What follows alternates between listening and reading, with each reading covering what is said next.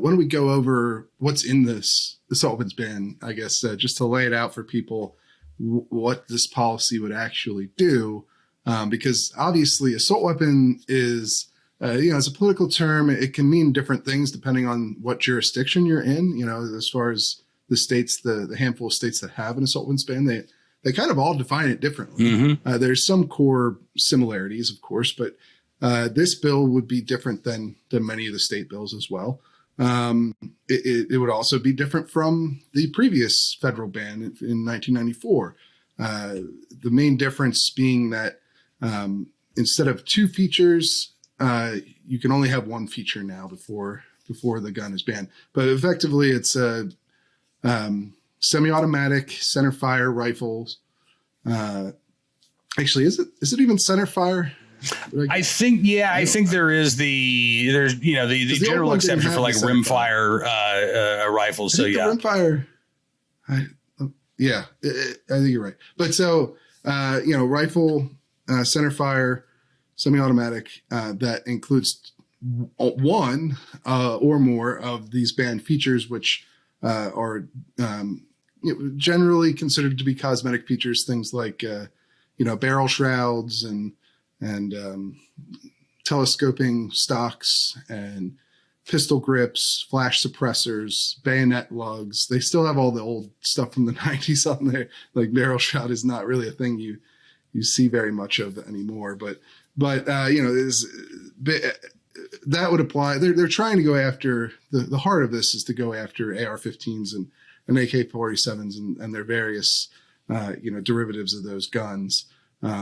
Which it doesn't fully do, as has long been the complaint about these sorts of bans, but also it goes well beyond a lot of those guns too, because of the way that they are defining what an assault weapon. It also includes semi-automatic shotguns that have certain features. It includes certain handguns that, based on their weight or whether they have certain features like a foregrip on a pistol would make it an assault weapon. It's a pretty expansive definition, mm-hmm. Much more expansive than the 94 definition because it moves from you can't have 2 or more of these features down to you can't have 1 or more of these features. So there's a lot more guns that are going to be caught up in this time around. Correct? Yeah, there are.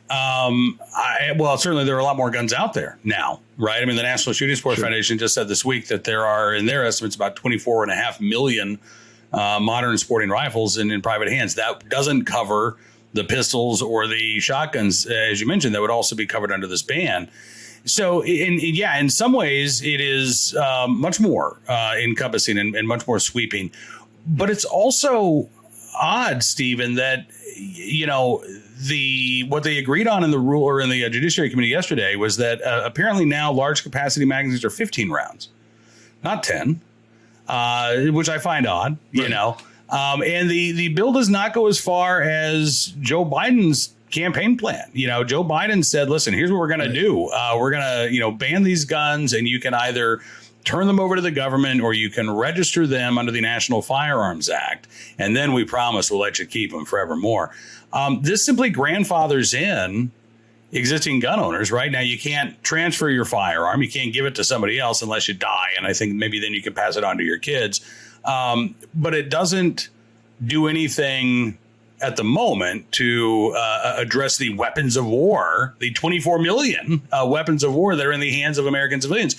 And I find that, again, to be just it's a tell that this really is about politics. And this is about the final vote. They don't care what the details are.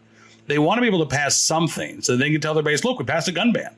And they're not going to get caught up in the details. But for gun owners who actually look at these things, are going to be impacted by these things, I think it is very interesting to look at the changes that Democrats have made to try to bring some of their more reluctant colleagues along, including adding 5-round capacity to magazines before they're banned, including the grandfather clause. No gun control group was asking for the grandfather clause to be in this bill. And no gun rights group was talking to the Democrats who crafted this bill.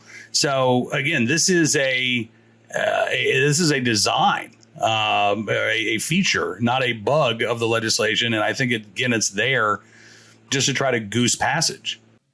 It's interesting. I don't know. When I look at it, well, first off, I guess I should note that, that they might not care about the deals and they might not even really understand the details. I think is fairly clear from yesterday's hearing, where the sponsor of this bill, Rep. Cicilline, tried to argue that so this bill also bans pistol braces, stabilizing pistol braces, and Rep. Cicilline tried to explain that was included in this bill because the combination of a pistol brace and a buffer tube creates a bump stock, which allows the gun to fire at a higher rate of fire than you otherwise would be able to, which is of course completely wrong. A stabilizing brace is a replacement for a butt stock. Yeah. It isn't a bump stock. A bump stock is a device that allows you to bump fire more easily, which increases your rate of fire. Pistol braces don't do that in any way, but it's just sort of an indicator of how little institutional knowledge there is about firearms in, among the Democratic caucus, I think, including the people who ostensibly authored this bill, although I'm sure he did not literally author the bill, clearly. I look at this bill, it seems like it's kind of like a dinosaur. It's from the 90s. It's very much that federal ban. And then they were like, well, instead of 2 features, we're going to make it 1 feature. Yes. So it'll be more. It's guns. funny that you. But if you look at where they're gone in the last 30 years on assault weapons bans in California or New York or Massachusetts, and they're way past what this stuff, these old definitions. They're into copycats and bullet buttons and all this stuff that's come up in the intervening years as issues and or workarounds, and they've modern definitions of assault weapons ban, in states that have them are way more.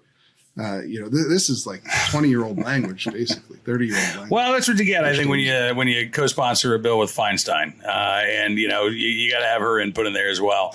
But you're right, and it's funny because when I was talking to Larry Keane today, he actually said, "I feel like I've gotten in Mr. Peabody's Wayback Machine." I don't know if you're old enough for that Rocky and Bullwinkle reference, but he said, "I feel like we've gone back to the 1990s, not only with the so-called assault weapons ban, but with the lawsuits against gun manufacturers." And you're absolutely right. California has, they've changed the definition of what a so-called assault weapon is 4 times since their original legislation, right? They just keep going back and say, well, now it means this, and now it means that. Yeah. And so, you've got your featureless rifles. They put in the bullet buttons. That was a feature that gun control advocates wanted. And then they realized, oh no, it's not working the way we wanted it to. So now we got to get rid of it and blame the gun lobby for the inclusion of the bullet button.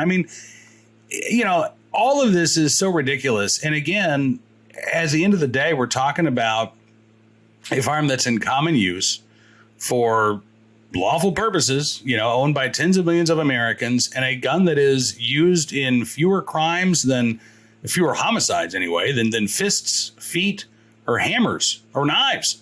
At some point, I think you just have to wonder what is the point of this other than politics and other than trying to show your base I'm fighting. Because I got to tell you, I don't think these bans are going to be upheld by the courts under the Bruin test. And I sure as heck don't think that they're going to do anything to make us any safer.